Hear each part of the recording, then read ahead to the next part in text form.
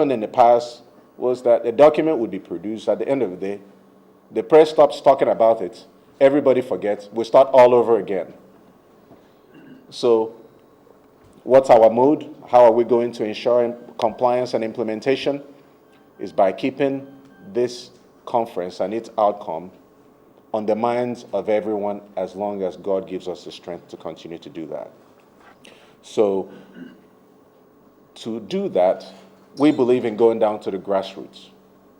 In the past, people focus on the leadership. When you focus on leadership, you're focusing on a lot of people that are at the age where they are not ready to make changes. So our idea is to start from the grassroots. Go back to the families, go back to the parents.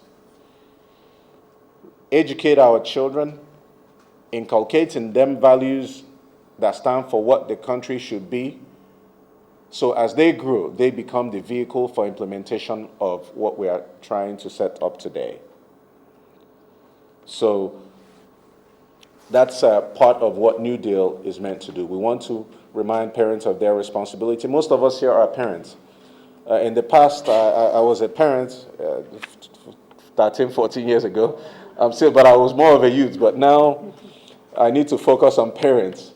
So there becomes the need for us to have parents against crime together. So I'm not shouting at the top of my lung as a youth. I should also recognize my responsibility as a parent. So there's a need for us, we parents, to focus on our children and reinvigorate the value system that we believe that this country needs to succeed. You can make all the laws that you want. I believe in laws, but the most important aspect of any law is its citizenry. From judiciary to the individuals, civil society, to the media, when we know what our responsibilities are, we compel our leaders to do the right thing. But when we are ignorant of our responsibilities, that's when a few people can take advantage of us and we end up complaining at street corners, at beer parlors, at different locations, without implementing or ensuring that our collective will and desire is implemented. So that takes me to, the United States. Let me use US for example. Their constitution starts with we the people. We the people of the United States. In Nigeria, it should be we the people, not they the leaders. So New Deal organization wants to remind us that we are Nigerians. We have a collective interest. We have a collective right. But if you choose ignorance and say, well, I'm not a politician, then we get whatever we want. We all have what is called civic duty. Civic duty. That means as long as you're a citizen of Nigeria, it's your responsibility to either vote, stand up and be voted for, support one or two or the other political parties. You have a civic duty because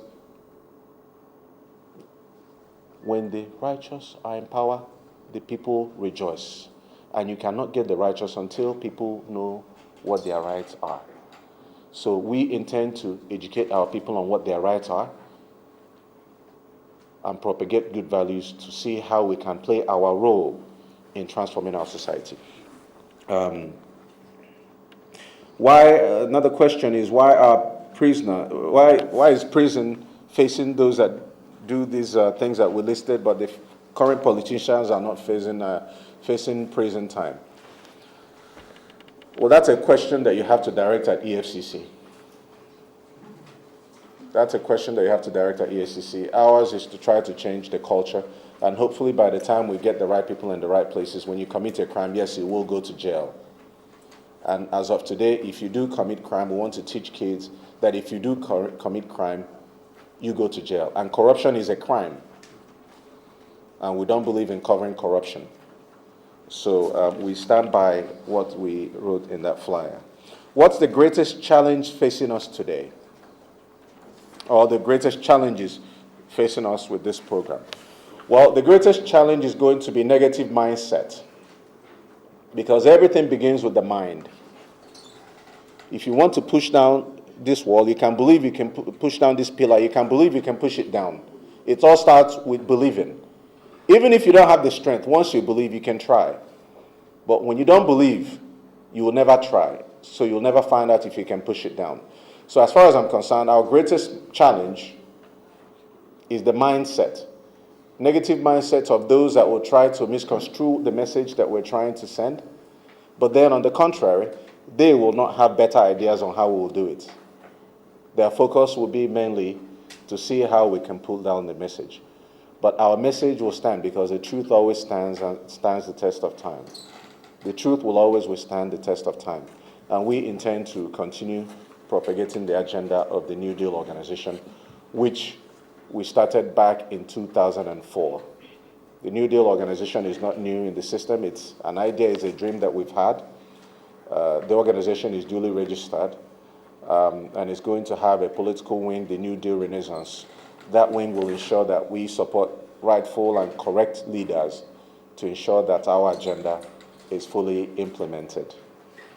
So I think those are all the questions. Do we have any follow-ups?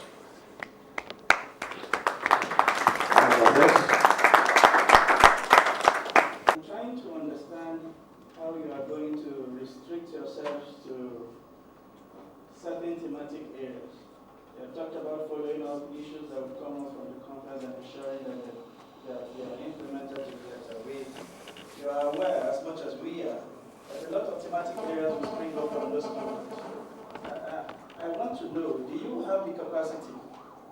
Would you have the capacity to follow up all of these thematic areas, or you will just pick out areas where you think springboards to the success of other areas and concentrate your energies on those few areas other than looking at following everything that is likely to come out from the conference?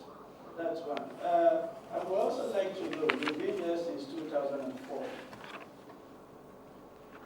Have you done a pilot to show that what you are about to go into would succeed on a broader scale? Because I want to say this. It's not the first time that we have seen innovative and wonderful ideas like this. They come on board with so much flash and they fizzle away. One or two challenges may have accounted for that. Have you done pilot in some areas, pick out pilot states, and try these messages and see how it succeeds before you broaden it to a national, you upscale to a national platform? Or let us hear your success stories with what you have done between 2004 and date. And I think that way people will be able to take ownership of what you are doing and understand properly where in between your programs they are supposed to come. Let me flip your question and start with the track record, first of all. Naturally, I'm a youth activist. It's a passion that I have. It's not something that anybody can pay me or will pay me to do. And once you're an activist, it stays in you. And this started from my secondary school and university days, and so on and so forth. So in terms of track record, New Deal organization in 2004, you may remember, we have some newspaper clipping, pictures, and other items to support what I'm going to tell you. Went to different states of the country, provided assistance to, at that time our program was to empower the poor. We went to orphanages, we went to some in Kanu, paid school fees for many people at that time, propelled some ideas that we intended to partner with government at that time to create employment, and one of which was to create community companies where you would have 50 to 100 youths be the owners of a company, like a cooperative. And these companies will be pushed to government agencies and contracts should be given to them so the profit from those projects can be shared amongst the youth as a way of empowering the youth. But at that time, we couldn't get partnership in 2004 to ensure full implementation of that program. So that was a dream that we had. So we have some documentation to support that. So at the end of the conference, if you'd like to, we'll give you copies of that as well. To move to your first question, thematic areas. Say, we are not jack of all trades, and we don't claim to be. So when we say thematic words, we want to pick certain words and inculcate that in our system, in our youths. For example, let me tell you a small story. one of my daughters and I, we came out from church last year. That was about September in the U.S. After church, normally in the car, I would ask them, what did you learn? And she said, Daddy, this week we are learning honesty. I said, that's all you learned? She said, yes. That's all we're learning the whole week. That's where this idea of thematic words came from. The whole week, that's all they are learning. All the Sunday school, everything is about honor, honor, honor, for example. So we have come up with the idea that in Nigeria we should practice thematic words. So we'll start with one word, for example. We don't need to pick 50 things. Let's say the first word may be integrity. We push that to churches, mosques, schools, all the forum or fora that we can come up with. Please, all we want you to teach this whole month is integrity. We drum that in for 30 days. When you go to churches, Sunday school, mosques, teach integrity or honor. Because these are some of the things that we lack in our society. If Nigerians learn to be honorable, that means when you say something, you mean what you say, and you say what you mean. Could you imagine how much change that could make in our society? If people are honorable, if you belong to a political party, and somebody else comes to you and says, please, are you going to vote for me? You tell them, no, sorry, I'm already here.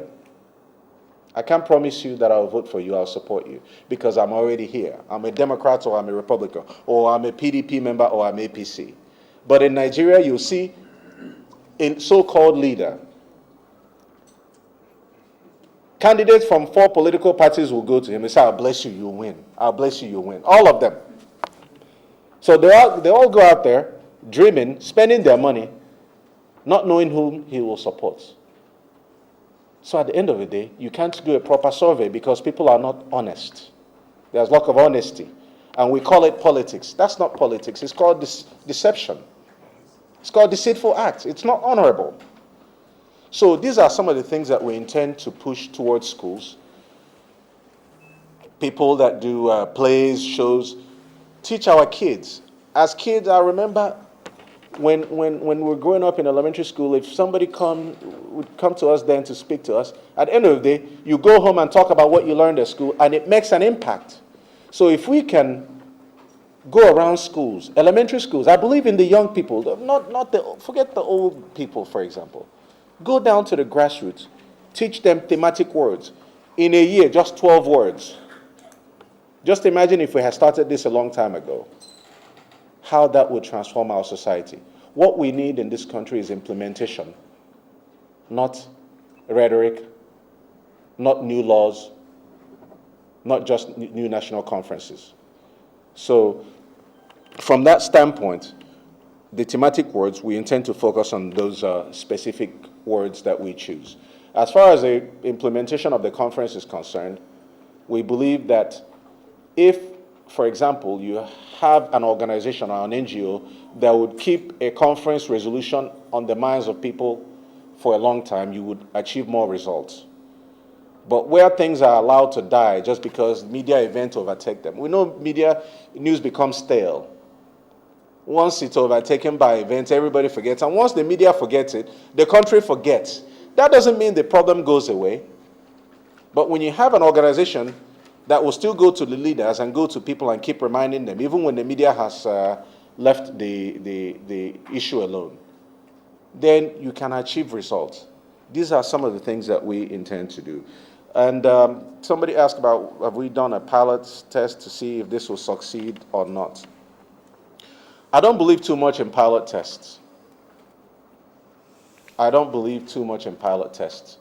And let me buttress that by telling you about Steve Jobs. I'm sure some of you, all of you probably know Steve Jobs, the late Steve Jobs, the founder of Apple, the iPad, the iPhone that we all use. Well, not all. Some of us use iPhone, some use Samsung, but I'm an iPhone user. Steve Jobs, when he created the iPad, did an interview with the reporter from the Wall Street Journal. The reporter asked him, Steve, what survey did you do that convinced you that people would want to give up their laptops, give up their notebooks for this thing called iPad.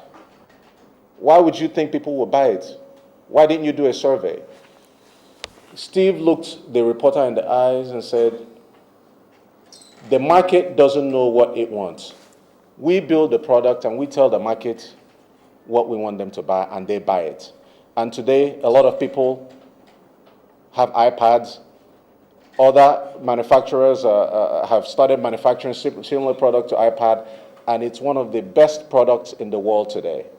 So when you go to create a product, it's not about what everybody knows, because if everybody knows, they would have done it. It takes one person. Revolution starts from one person. You believe in something, and you go for it. You fight with vigor, and other people join you, and it succeeds. So we don't need to do a survey by going around the country and saying, well, do we need people to be honest? Do we need integrity? Do we need hard work? These are common problems that we're facing today.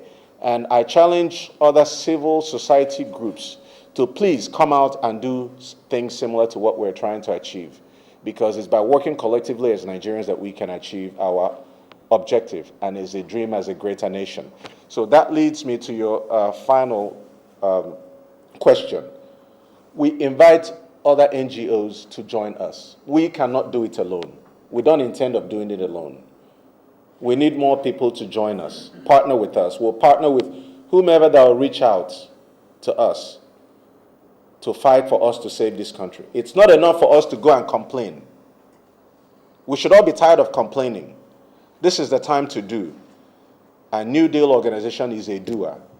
We want to be out there in the streets. We seek your support.